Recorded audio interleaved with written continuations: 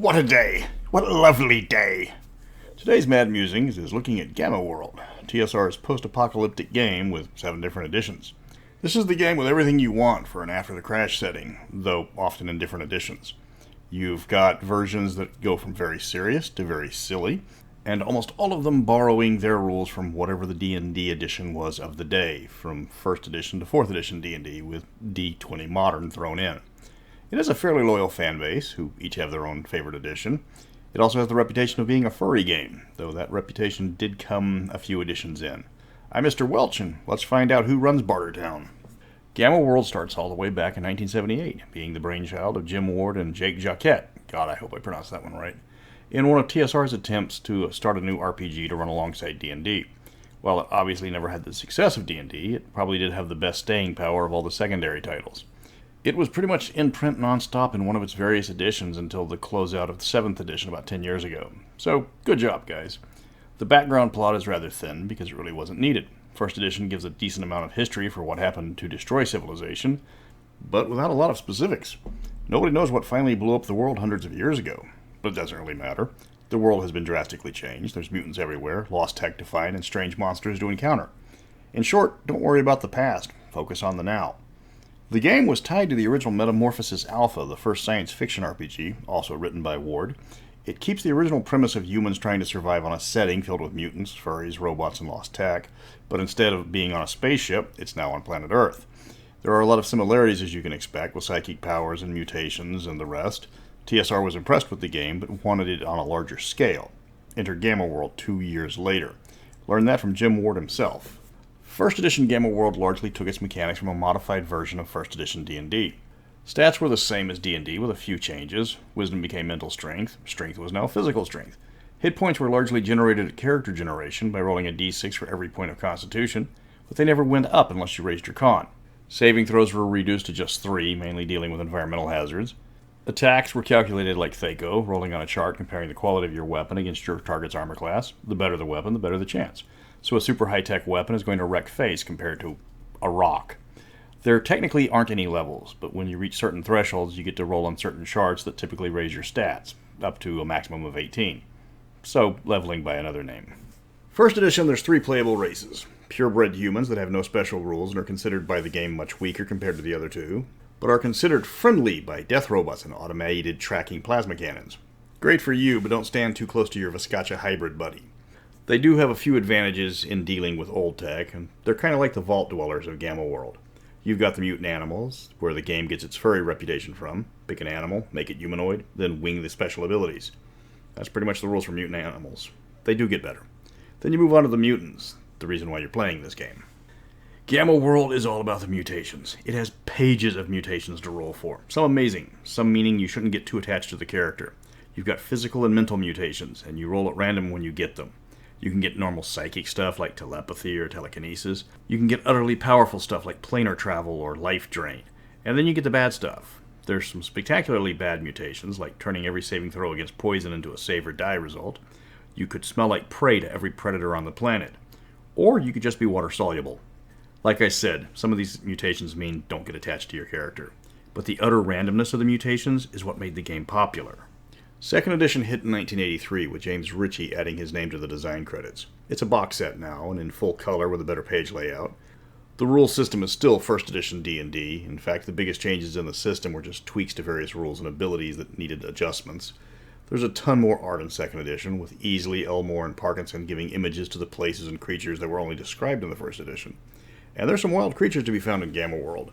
Giant rideable jackalopes, humanoid rabbits that turn metal weapons into rubber, 8-legged centipede horses, and carnivorous trees fully capable of using weapons. There's a lot of monsters that are hard to believe their design was done sober. The monsters are some of the best parts of the game, even if they make no sense whatsoever. The different species are now much better designed, with purebred humans still being flawless creatures, but now with benefits to a few stats, more hit points on average, as well as a better understanding of technology. Mutants are still going to mutate, though the rules are a little bit better defined. It's still DM fiat for most of your abilities. Mutations are the same, aside for some rules tweaks. There's a ton more variations of gears and robots, especially the robots, but this is to be expected because the page count of second edition is more than double that of first edition. And because of this, A good number of the classic Gamma World fans prefer 2nd edition to 1st edition, considering it more of an upgrade than a new edition.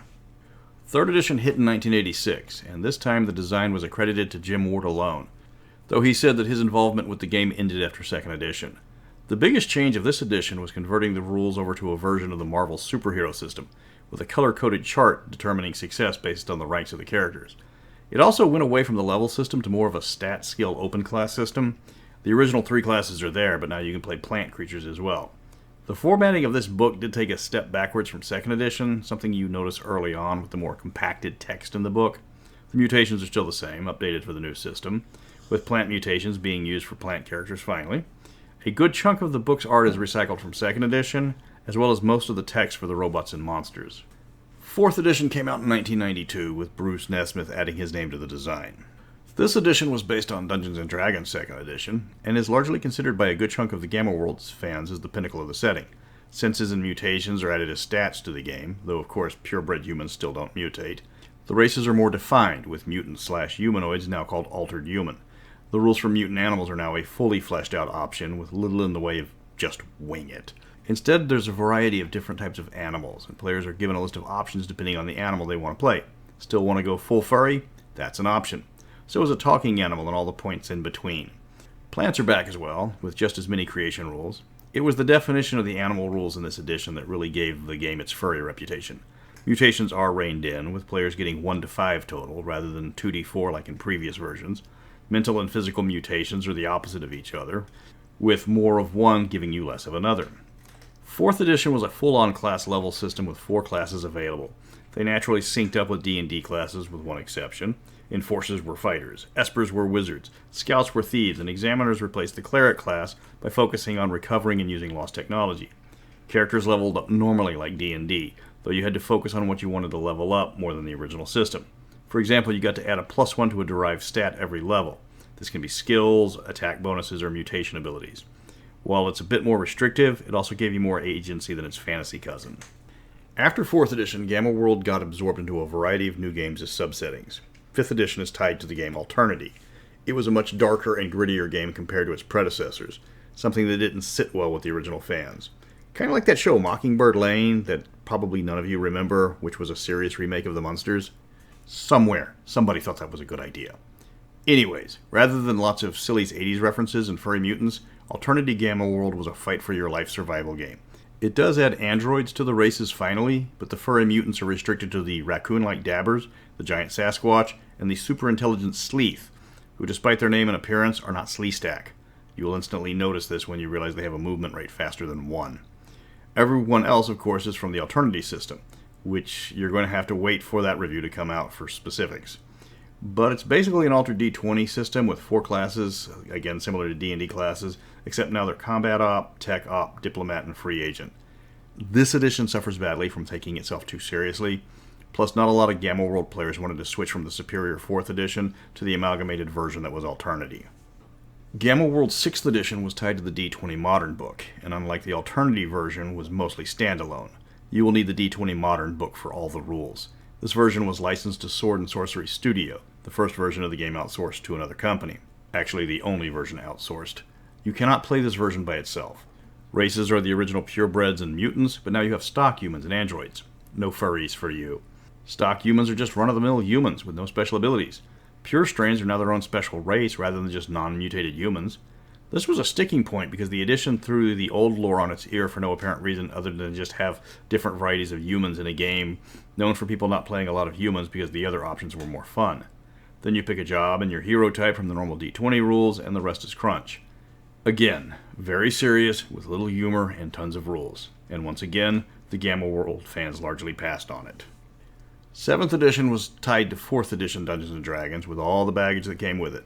It's also the most controversial because of the collectible cards that you had to buy to get the special abilities. It goes back to the wacky roots of the early games, and I mean way back. Character generation is roll on a chart, get 2 character elements and merge them together. Typically this was a mutant or a furry and a special power. That was the extent of most of the character generation. You had the same type of powers as 4th edition, so you had your at-will powers, your once-a-day powers, etc. The same complaint about 4th edition being World of Warcraft the board game applied to Gamma World 7th edition. If you wanted to use the best powers, you had to get them from the powers card that you bought with random powers in it. That's right, it brought CCG collecting to an RPG. Despite this drawback, the game did have a strong following because of the ease of play. Just roll up a character and jump in. You never know what you're going to get. The allure of Gamma World was the scavenger lifestyle the players would be forced into. This was equal parts Mad Max, Tank Girl, and Six-String Samurai. The world didn't have to make sense. Killer kangaroos versus Karate Buddy Holly and his katana? Go for it. You could find the lost city of Beneath the Planet of the Apes. Try to find Renewal or Sanctuary in Logan's Run. Race across the country in your Porsche like in The Last Chase. Wait, that was a terrible movie. Scratch that. Instead, try to get the super contact lenses out of the last free city like in Barbed Wire. No, that movie was even worse. What about searching for the perfect sex bot like in Cherry 2000? Maybe not that one either. Instead, you could drive your super truck through the desert wastelands in search of the futuristic paradise of Albany, like in Damnation Alley. Okay, that one was just stupid.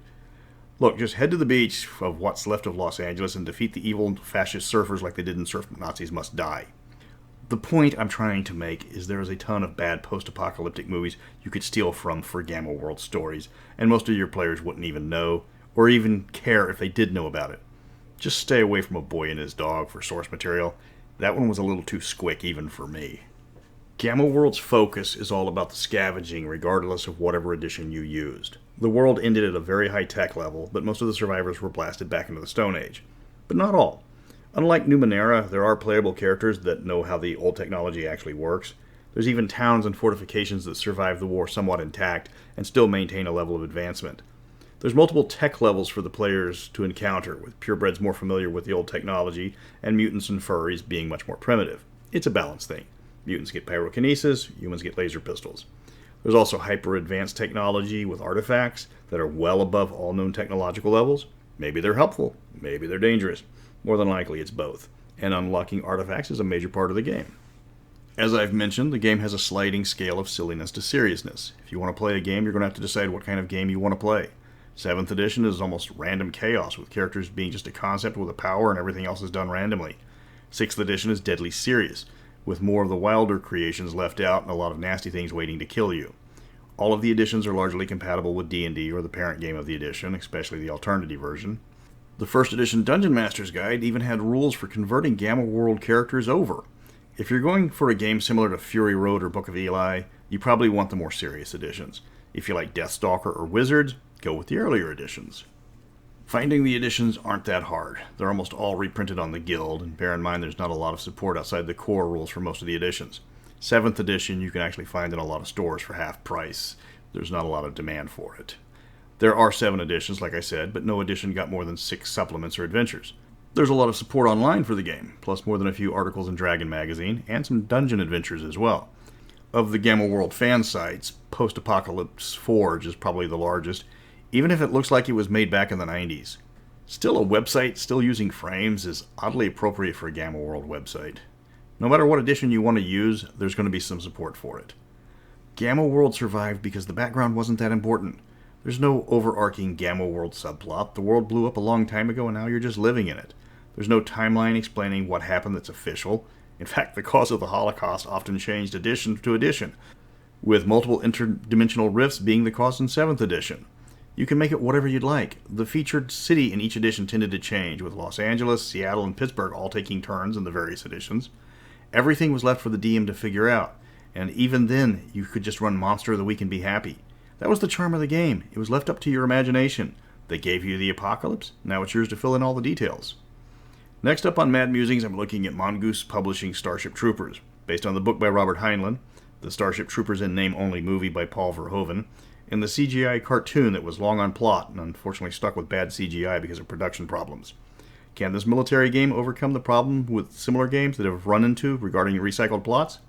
How does Heinlein's treatise on service to your country translate into an RPG? More importantly, can you drop from orbit in full Marauder armor and proceed to bounce at 60 miles an hour, killing everything between point A and point B before you get picked up? Stick around until the next Mad Musings. But until next time, just walk away. Walk away.